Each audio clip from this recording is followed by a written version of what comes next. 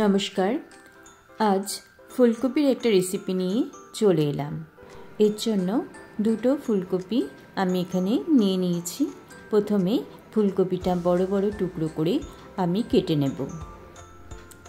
কাটা হয়ে গেছে, দেখুন বড় বড় টুকরো করে ফুলকপি কেটে নিয়েছি। আর সাথে নিয়েছি কিছুটা পরিমাণ আদা আর 3টে টমেটো। প্রথমে ফুলকপিটা আমি একটু ভাপ দিয়ে নেব, সেদ্ধ করব না, শুধু ভাপ দিয়ে নেব।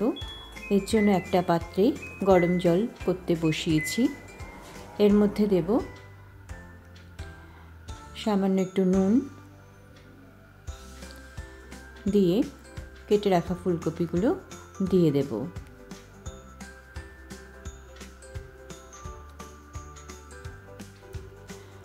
রান্নাবাটি খেলি চ্যানেলে আমার সকল বন্ধুদের জানাই অনেক অনেক স্বাগত। আমার রেসিপি যদি আপনাদের ভালো লাগে তাহলে অবশ্যই আমার চ্যানেলটা লাইক, শেয়ার ও সাবস্ক্রাইব করে দেবেন। আর পাশে থাকা বেল বাটনটা প্রেস করে রাখবেন, তাহলে আমার রান্নার নোটিফিকেশন আপনাদের কাছে পৌঁছে যাবে।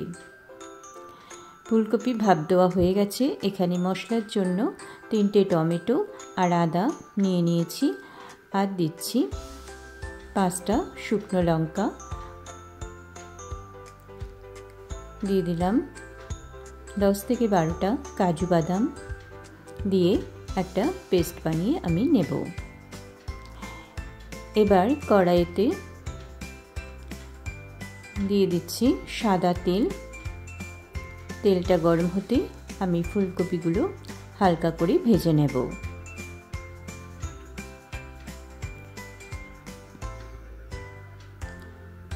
দুবারই ভেজে নিচ্ছি।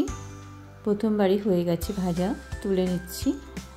আর একইভাবে আর একবারও আমি ভেজে নেব।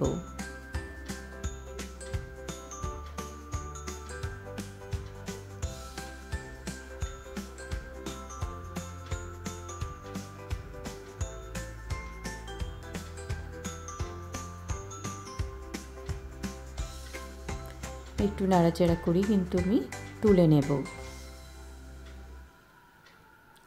এই রেসিপিটা দিয়ে ভাত তো ভালো লাগে, তার সাথে বেশি ভালো লাগে রুটি, লুচি, পরোটা, নান।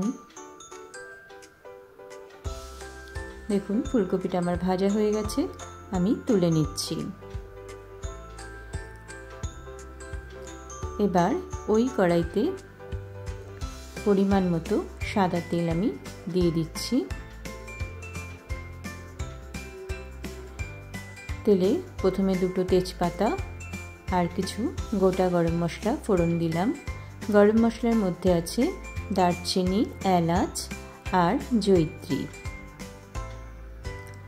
এবার আমি যে মশলার পেস্টটা করে রেখেছিলাম সেটাও দিয়ে দিলাম। দিয়ে কিছুক্ষণ ধরে একটু কষিয়ে নেব।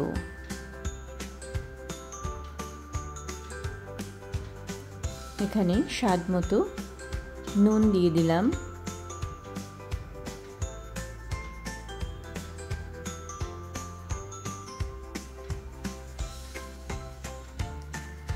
এখানে মশলার বাটিটা ধুয়ে কিছুটা জল দিলাম।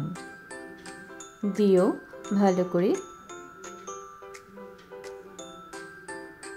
কষিয়ে নেব।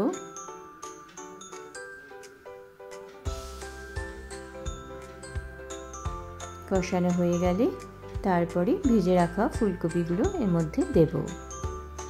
আমি এখানে খুব একটা জলের ব্যবহার করিনি। মশলার বাটি ধুয়ে এখন একটু জল দিলাম। আর এরকম অল্প জল আবার পরে একবার দিয়েছি।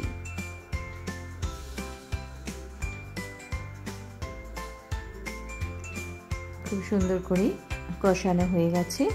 এখন আমি ভেজে রাখা ফুলকপিগুলো এর মধ্যে দিয়ে দিলাম। দিয়েও মশলার সাথে ভালো করে মিশিয়ে নেব।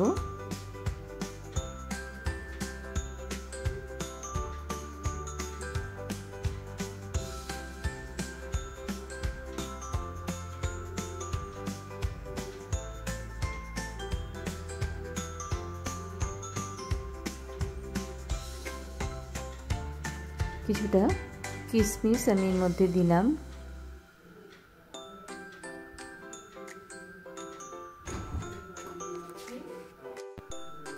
এবার ভালো করে নাড়াচাড়া করে আমি ঢেকে 5 মিনিট রান্না করে নেব।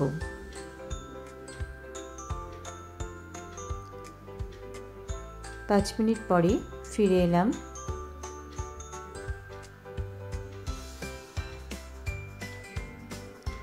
এর মাঝে আমি আরেকটু সামান্য জল কিন্তু এর মধ্যে অ্যাড করেছি।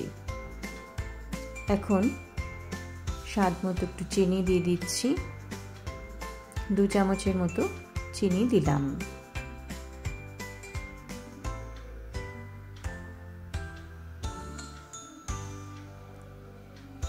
আর দেব 1 চামচ ঘি, দিয়েও আরও কিছুক্ষণ রান্না করে নেব। এখানে ফুলকপিটা এমনভাবে সেদ্ধ করতে হবে যাতে সেদ্ধ হবে কিন্তু গলে যাবে না।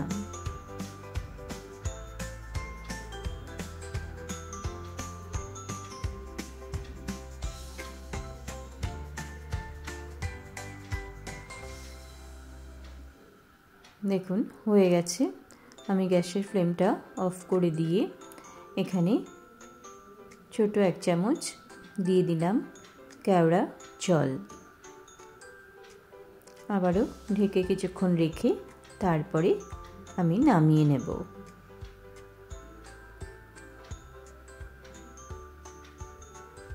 হয়ে গেছে ফুলকপির রেসিপি। এবার আমি নামিয়ে নেব। এখানে বাটিটার মধ্যে একটু চিনি লেগেছিল, সেটাও দিয়ে দিলাম।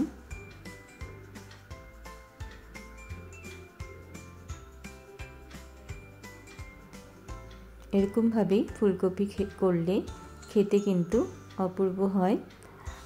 আপনারা যদি এরকমভাবে না করে থাকেন কোনোদিনও, অবশ্যই একবার করে দেখবেন।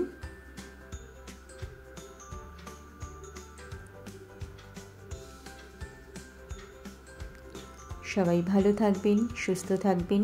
আবার দেখা হবে নতুন কোনো রেসিপির সাথে। নমস্কার।